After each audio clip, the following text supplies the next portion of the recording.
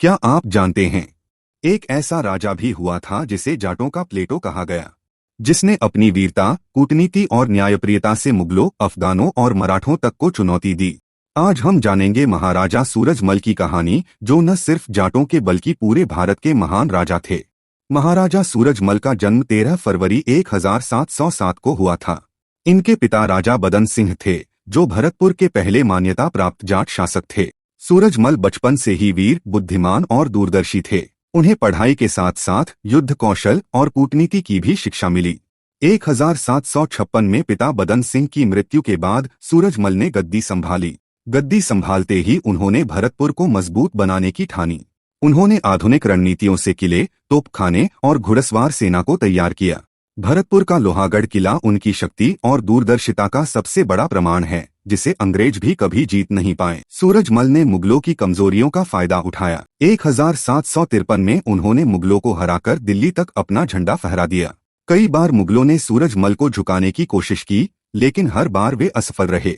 यही कारण है कि उन्हें दिल्ली का असली शेर भी कहा गया। सूरजमल सिर्फ युद्ध ही नहीं, बल्कि राजनीति में भी माहिर थे।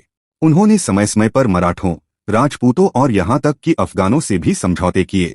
यही कारण था कि उन्हें यूरोपीय यात्रियों ने जाटों का प्लेटो कहा।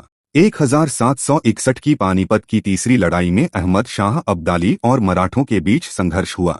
सूरजमल ने मराठों को पहले ही चेताया था कि खुले मैदान में लड़ाई न करें, लेकिन मराठों ने उनकी सलाह नहीं मानी और हार गए। इस हार के बाद बची हुई मराठा सेना और उनके परिवार को शरण देने का काम सूरजमल ने किया।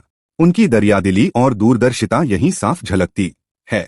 25 दिसंबर 1763 को गोकुल के पास बलरामगढ़ क्षेत्र में रोहिल्लों और अफगानों से युद्ध के दौरान सूरजमल वीरगति को प्राप्त हुए। उनकी मृत्यु के बाद भी उनका नाम जाटों के स्वाभिमान और वीरता का प्रतीक बना रहा। भरतपुर का किला और राज्य आज भी उनकी दूरदर्शिता का प्रमाण है। उन्हें न्यायप्रिय राजा और जनता का रक्षक कहा जाता है। उनकी नीतियां आज भी राजनीति और नेतृत्व का उदाहरण मानी जाती हैं।